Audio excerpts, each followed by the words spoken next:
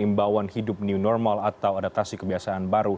Jumlah yang positif menurut Kepala Staf Angkatan Darat Jenderal TNI Andika Perkasa totalnya 1.280 orang.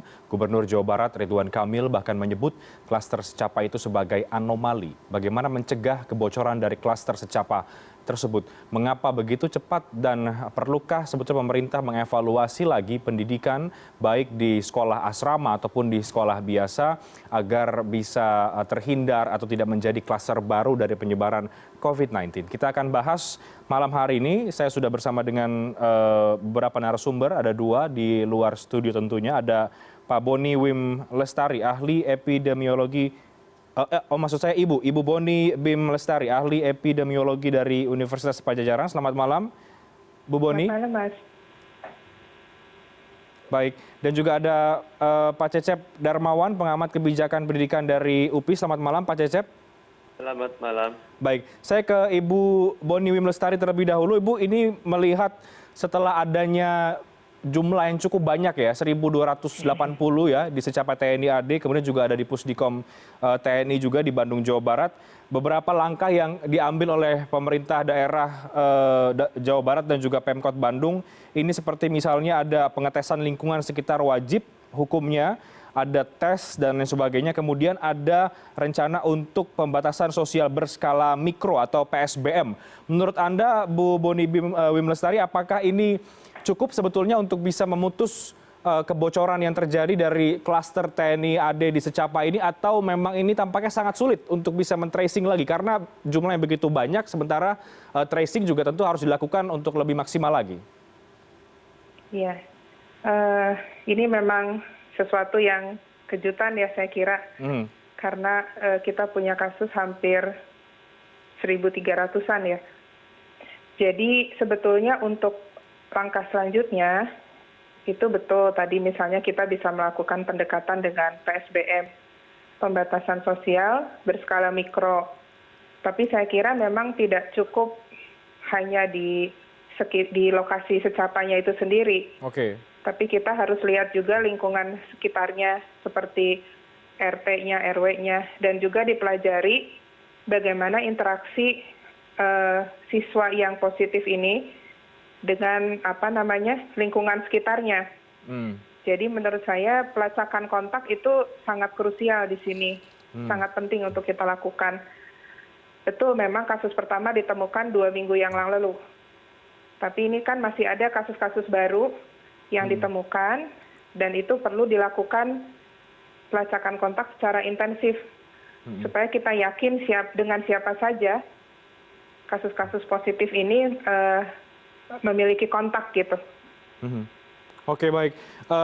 Bu Boni, seberapa besar menurut Anda potensi bahwa klaster secapa TNI AD ini bisa berdampak yang cukup parah atau untuk penambahan kasus positif COVID-19 lagi, paling tidak untuk di Provinsi Jawa Barat, mengingat ini adalah sebuah wabah, jumlahnya cukup banyak, ada 1.280 orang yang positif, baik dari pihak di TNI dan juga pihak keluarganya. Nah, tentu ini kan ada dampak yang harus segera diantisipasi ya. Menurut Anda seperti apa? Ya, jadi di sini peran kuncinya tadi yang pelacakan kontak. Jadi kita harus tahu, karena ini secapa ini kan setting yang tertutup ya. Mereka punya kegiatan yang sangat intens dari pagi sampai malam, berkontak dengan orang yang relatif itu lagi. Tapi kita juga perlu waspada kontak dari kasus ini sebelumnya ya, dengan pihak di luar secapa justru.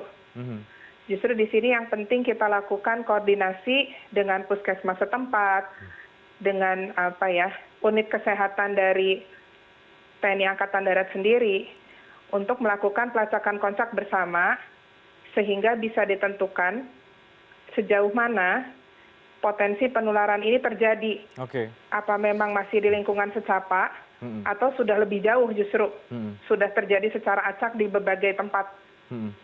Oke, nah ketika kasusnya ada di dalam satu wilayah yang dalam satu institusi pendidikan yang asrama seperti ini ya, menurut Anda, Bu, apakah ini lebih mudah untuk di tracing atau karena mungkin lebih mudah untuk dilokalisir ya sebetulnya karena mungkin wilayahnya hanya di dalam satu wilayah saja, tertutup begitu tadi Anda katakan, atau memang balik lagi bahwa ini bisa saja kemudian tidak hanya yang kita bayangkan bahwa ini hanya terjadi di dalam internal, tapi juga ini bisa terjadi di luar begitu. Apakah ini lebih mudah atau justru sebaliknya? Ini bisa secara teori lebih mudah harusnya. Oke, secara teori lebih mudah ya? Betul, karena pelacakan kontaknya sebetulnya kan dengan orang-orang di wilayah secapa, karena dia tertutup gitu. Tapi tidak menutup kemungkinan kalau kita mau melihat kebocoran, itu justru interaksi mereka dengan pihak di luar. Gitu. Misalnya pesan GoFood atau aktif.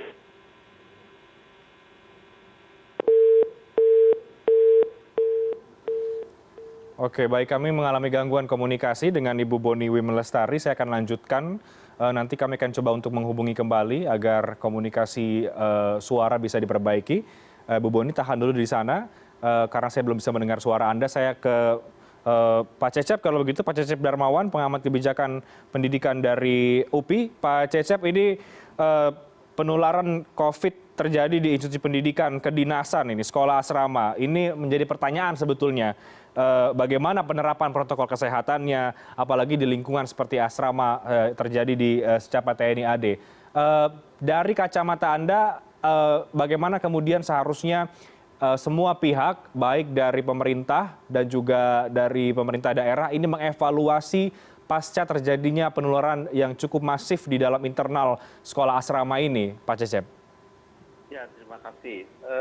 Hemat saya ini satu ada hikmah, selalu ada hikmah dalam sebuah musibah. Taruhlah ini sebuah musibah ya.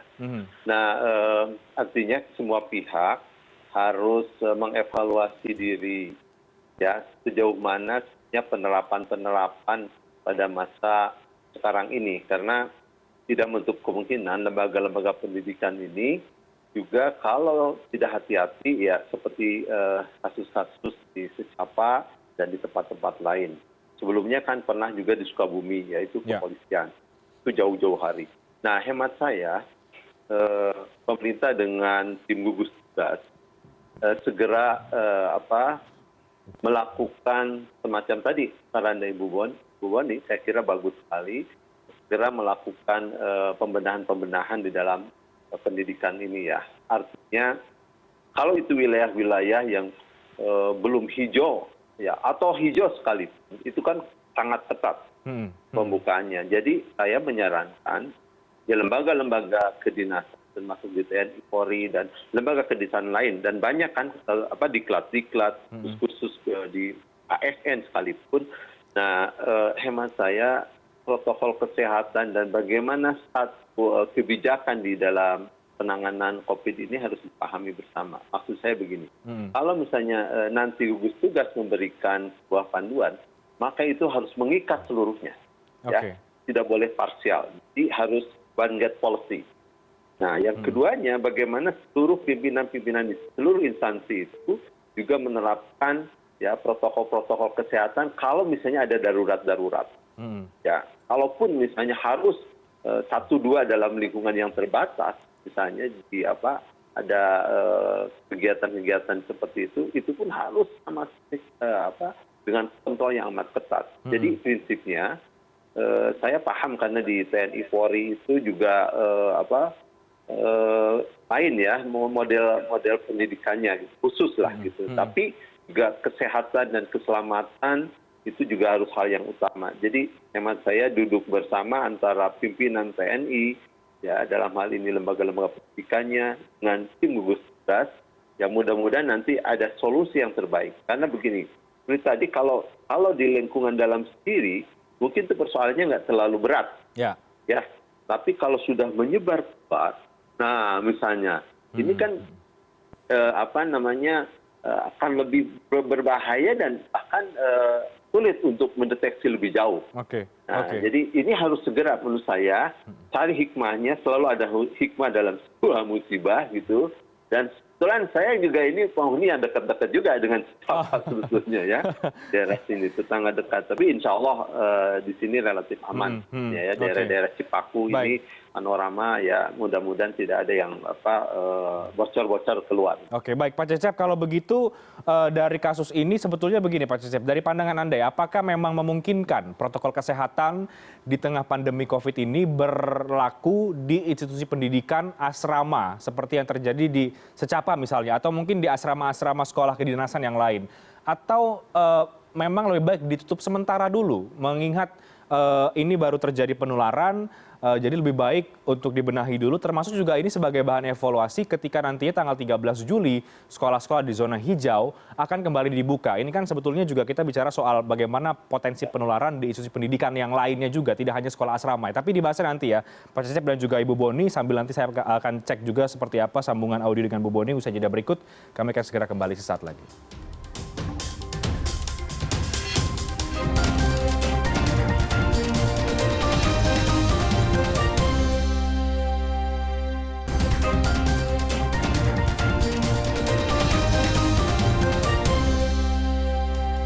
Ya, kita masih mengulas dari apa yang terjadi, fakta bahwa ada positif COVID-19 di Secapa TNI AD dengan jumlah 1.280 orang di dalam institusi pendidikan sekolah asrama di sana. Kita masih membahasnya juga bersama dengan Ibu Boni Wim Lestari, ahli epidemiologi dari UNPAD, dan juga Pak Cecep Darmawan, pengamat kebijakan pendidikan dari UPI. Di Bandung. Saya kembali ke Bu Boni, tadi sempat terputus ya Ibu. Silakan Ibu tadi dilanjutkan ketika Anda mengatakan bahwa dalam konteks tempat yang tertutup seperti Secapa TNI AD ini misalnya secara teori bisa lebih mudah, tapi kemudian faktanya juga mungkin bisa terjadi potensi-potensi yang lebih luas lagi. Nah, silakan dilanjutkan Ibu, termasuk juga soal apakah memang ini penyebabnya karena protokol kesehatan yang kurang diberlakukan atau seperti apa? Karena tampaknya virusnya menular sangat begitu cepat sekali sehingga mencapai angka 1.280 orang. Iya, jadi gini, tadi itu kaitannya dengan resiko infeksi, itu tempat tertutup memang atau close setting gitu ya, kita bilang, itu memang meningkatkan resiko untuk mudah penularan itu terjadi. Oke. Kenapa? Karena mereka ada dalam lingkungan tertutup, kemudian kontak erat, karena sehari-hari bersama, dan frekuensi dan durasi kontak eratnya ini juga cukup intens begitu. Ya? Ya. Sehingga kalau sekiranya ada satu orang yang positif, itu bisa dengan cepat menyebar ke orang lain, begitu. Nah, ini juga penting kaitannya dengan protokol kesehatan ya. Makanya kenapa kita harus disiplin menerapkan protokol kesehatan. Karena contoh pakai masker ya. Kalau kita pakai masker itu menurunkan resiko penularan. Oke. Bisa sampai 80%. Tapi kalau saat berbicara, saat makan, apalagi lingkungannya rame-rame, saya kira sulit kan orang pakai masker. Nah, itu yang potensi untuk menularkan. Kemudian saat berbicara, seperti itu. Dan ini kan saya yakin karena pendidikan banyak mungkinnya presentasi, kemudian kerja kelompok, ngariung istilahnya begitu ya. Nah, itu cepat sekali nanti menularnya. Oke, baik Bu Boni, apakah Anda juga mau mengatakan bahwa dari temuan 1.280 yang positif ini dalam satu institusi, ini bisa menjadi fakta bahwa protokol kesehatan tidak dijalankan atau memang sulit dijalankan di dalam sekolah yang sifatnya tertutup ataupun asrama atau tempat-tempat lain lah, katakanlah tidak hanya sekolah, mungkin juga bisa lembaga pemasyarakatan atau tempat-tempat yang lain memang sifatnya sangat tertutup dan memang agak jauh dari publik. Sebetulnya gini, saya kira ini ada kaitannya juga dengan sumber daya atau kapasitas ruangan. Oke. Jadi kalau di WHO itu disebutkan bahwa untuk physical distancing itu satu orang butuh sekitar 4 meter persegi. Nah, di lingkungan-lingkungan yang asrama, saya nggak yakin satu orang bisa punya ruang 4 meter persegi itu sendiri. Karena tidurnya mungkin di barak. Satu kamar itu bisa lebih dari 2 orang pastinya. Nah, ini di sini resiko penularan jadi lebih tinggi Iya. gitu. Memperparah Jadi keadaan juga artinya ya berarti ya Bu Boni ya? betul, harus kalau kita mau menerapkan protokol kesehatan, maka harus diperhitungkan kapasitas ruangan. Hmm.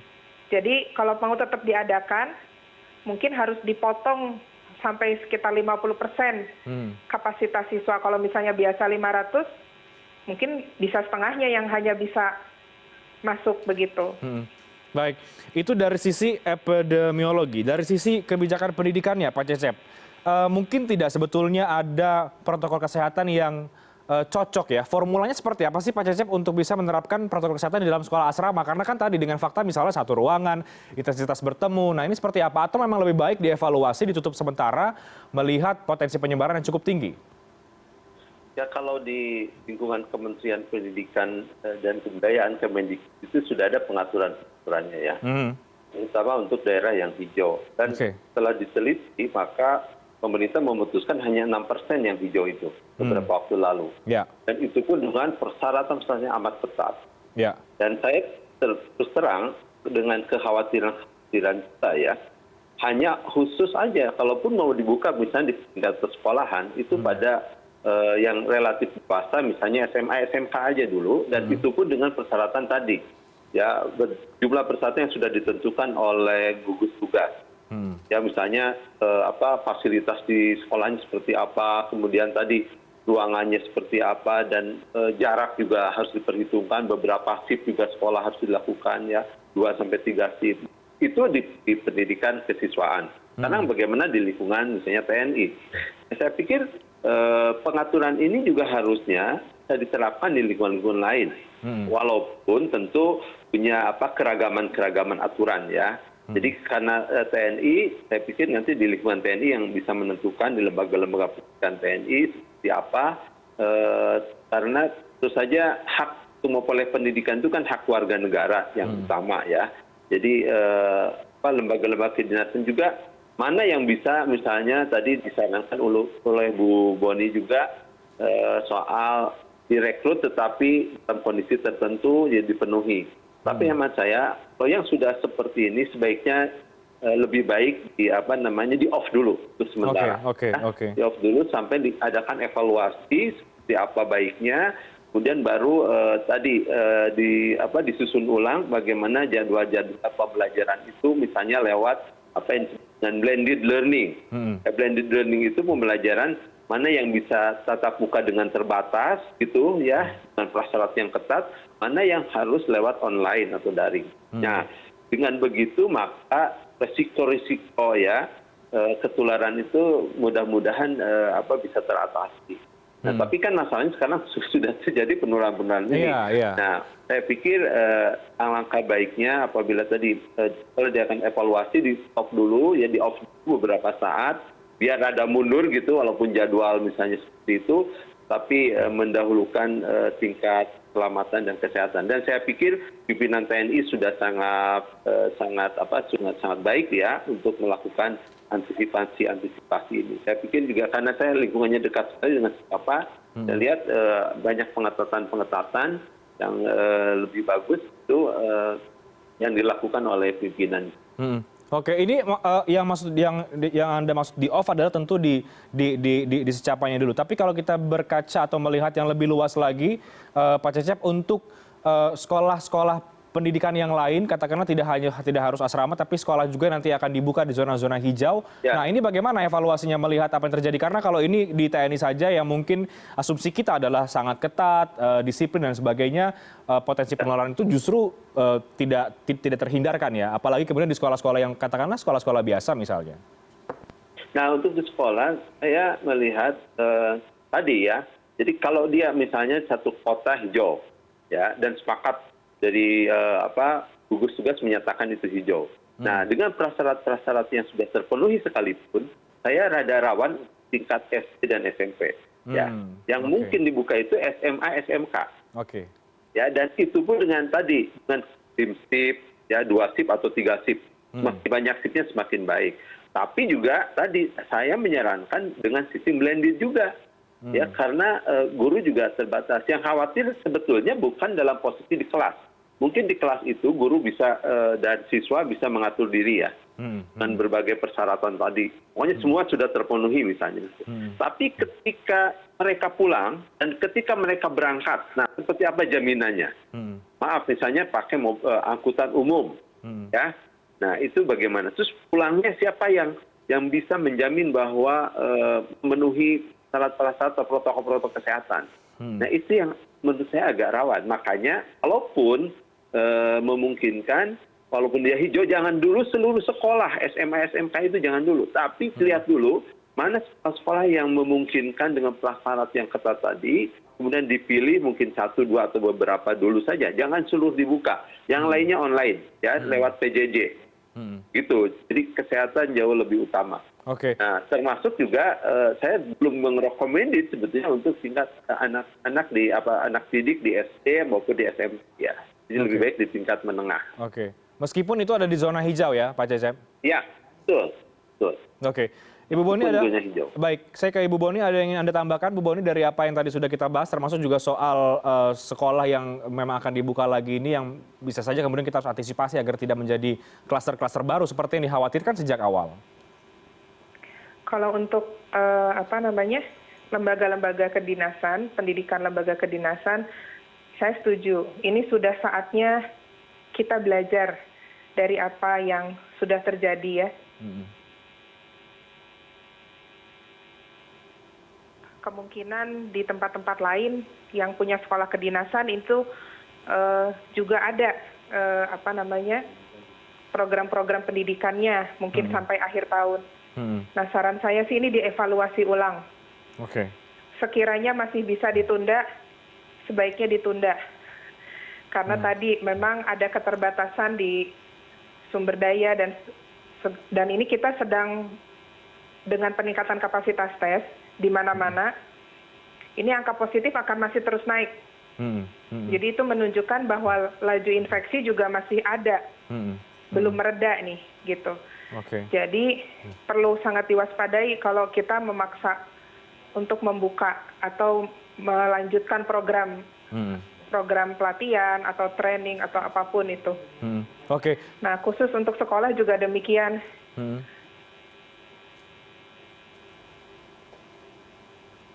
Ajaran ini ya di semester ganjil ini ya saya kira pembelajaran PJJ tadi lebih aman, apalagi anak-anak itu memiliki resiko lebih tinggi untuk tertular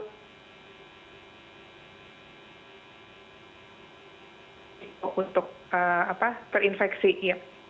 Baik, kita break terlebih dahulu Ibu Boni dan juga Pak Cecep. Nanti konklusi dari Anda berdua, termasuk juga nanti ada PSBM yang akan dilakukan juga oleh Pemkot Kota Bandung untuk bisa mengurangi penularan dari klaster Secapa TNI AD ini. Nah, PSBM seperti apa sebetulnya Bu Boni yang efektif untuk bisa paling tidak bisa memutus mata rantai penularan tadi itu, dan bagaimana kemudian evaluasi yang nanti harus dilakukan oleh pemerintah daerah, terutama di Jawa Barat ya setelah adanya kejadian ini. Kita bahas nanti usai jeda, kami akan segera kembali sesaat lagi.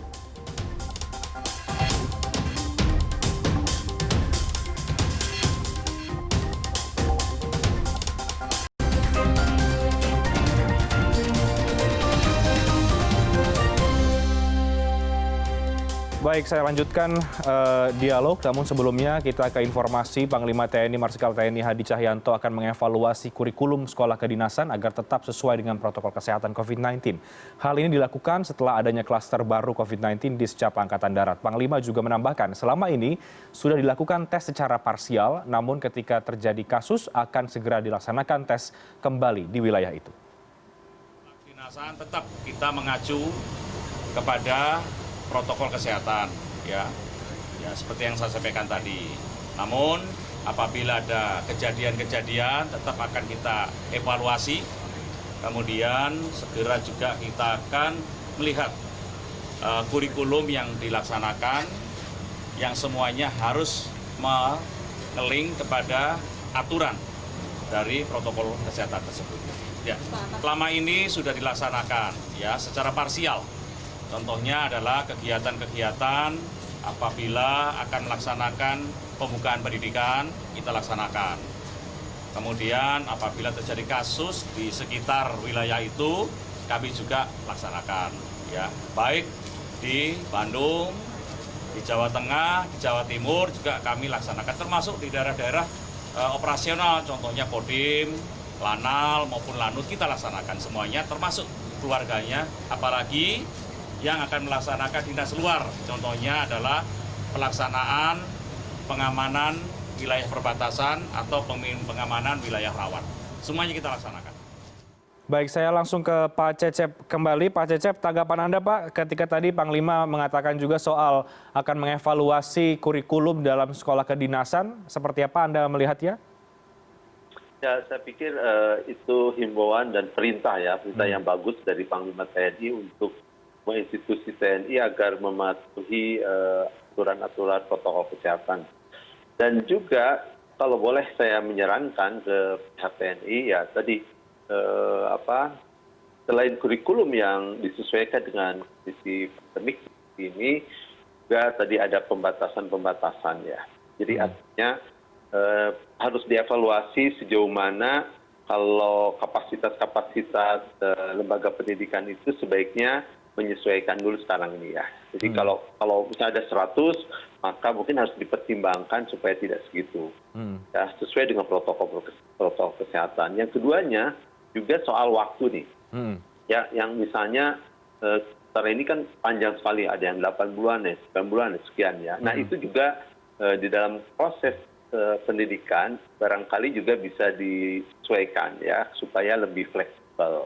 Kemudian metodologinya, saya menyarankan tadi bagian juga pakai blended learning ya. Jadi melalui itu mudah-mudahan bisa bisa menekan penyebaran yang tadi, dan mudah-mudahan sih bukan hanya menekan tapi juga bisa zero kasus gitu ya di dalam proses pendidikan.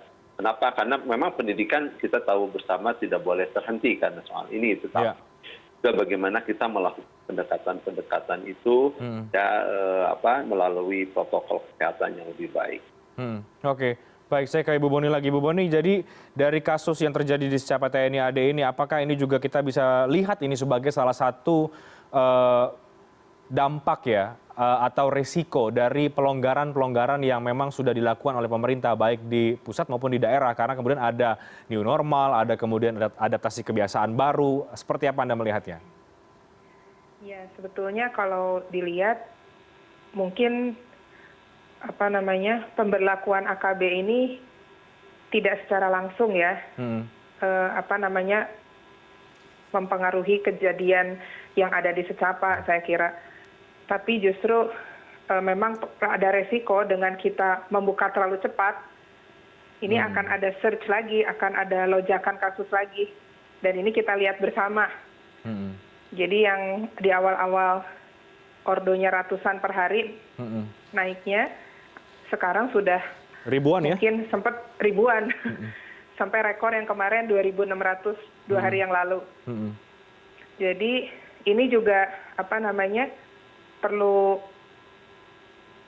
membuat kita semua waspada, saya kira. Jadi COVID ini bukan main-main, bukan teori konspirasi.